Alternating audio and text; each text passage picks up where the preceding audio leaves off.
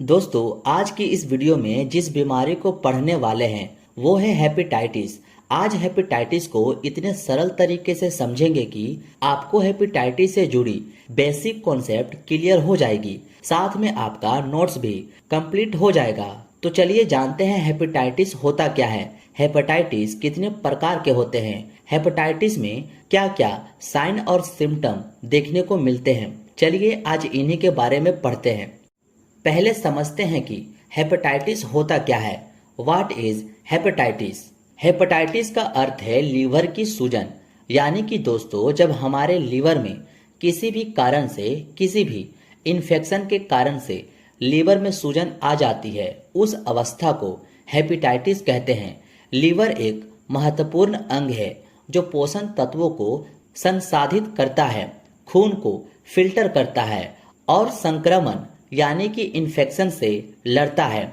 जब लीवर में सूजन या क्षति होती है तो इसका कार्य प्रभावित हो सकता है, यानी कि लीवर ठीक से अपना काम नहीं कर पाता है। उम्मीद है इतना आपको क्लियर हुआ होगा कि हेपेटाइटिस होता क्या है।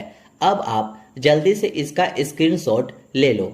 अब जानते हैं हेपेटाइटिस होने का कारण क्या है। अब इसका काउज देख लेते हैं। इसका मुख्य कारण वायरल इन्फेक्शन होता है। इसके अलावा कुछ अन्य कारण है जो इस प्रकार है। अत्यधिक अल्कोहल यानी कि दारू ज्यादा पीने से, ऑटो इम्यून सिस्टम की वजह से।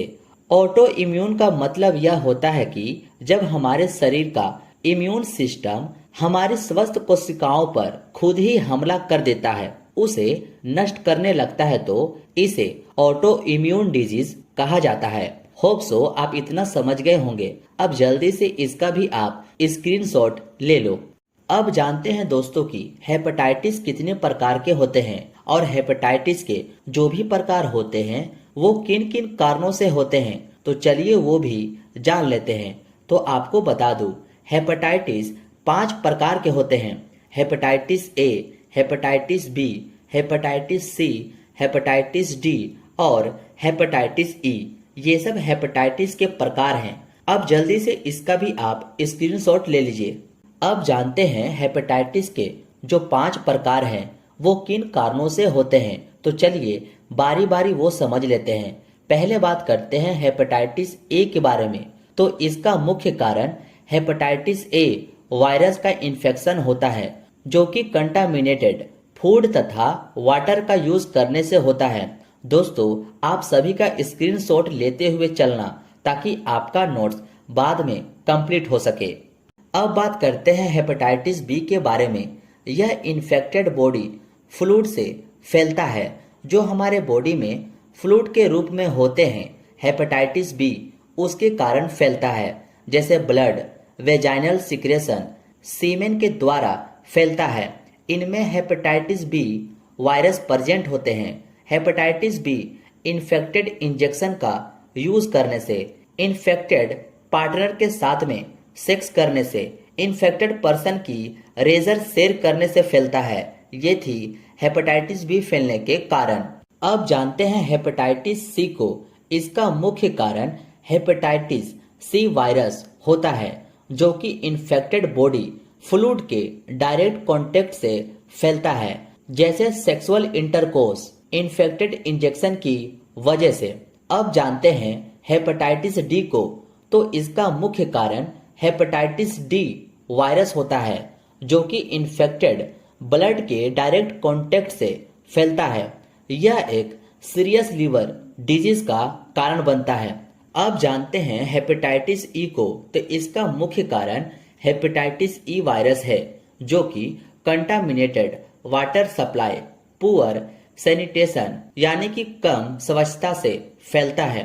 ये थी दोस्तों हेपेटाइटिस के टाइप। उम्मीद है आपको आसानी से समझ आ गई होगी कौन सा टाइप किस कारण होता है।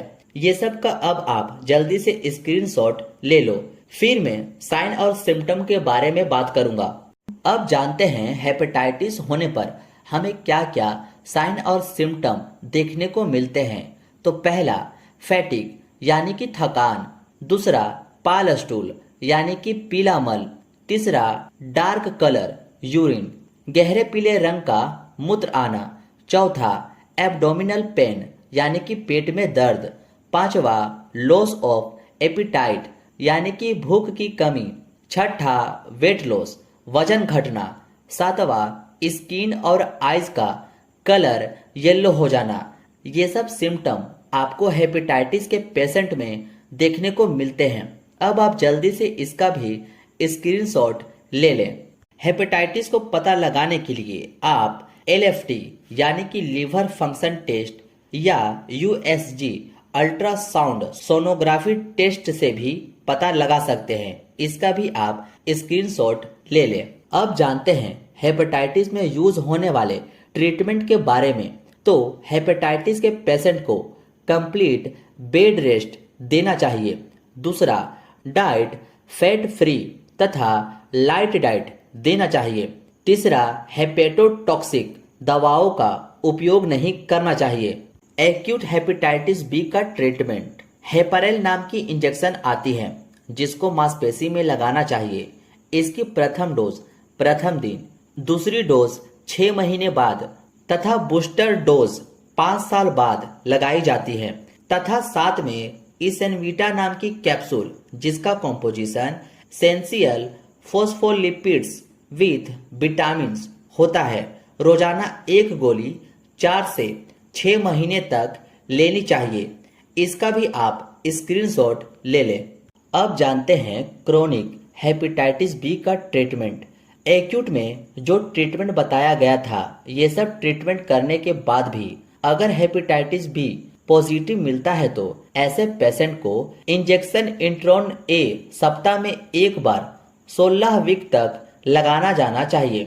लेमिवीर एचबी टैबलेट एक गोली रोजाना लेना चाहिए। ये सब ट्रीटमेंट दोस्तों हेपेटाइटिस पेशेंट के लिए होते हैं। उम्मीद है आपको हेपेटाइटिस डिजीज अच्छे से समझ आ गई होगी। वीडियो कैसी लगी कमेंट करके जरूर बताएं और ऐसे ही वीडियो देखने के लिए इस चैनल को सब्सक्राइब जरूर कर लें। और हाँ दोस्तों, मैं जो भी बताया हूँ उसका आप स्क्रीनशॉट ले लें ताकि आपका नोट्स आपके फोन में इजीली कंप्लीट हो सके। मिलते हैं आपसे अब नेक्स्ट वीडियो में।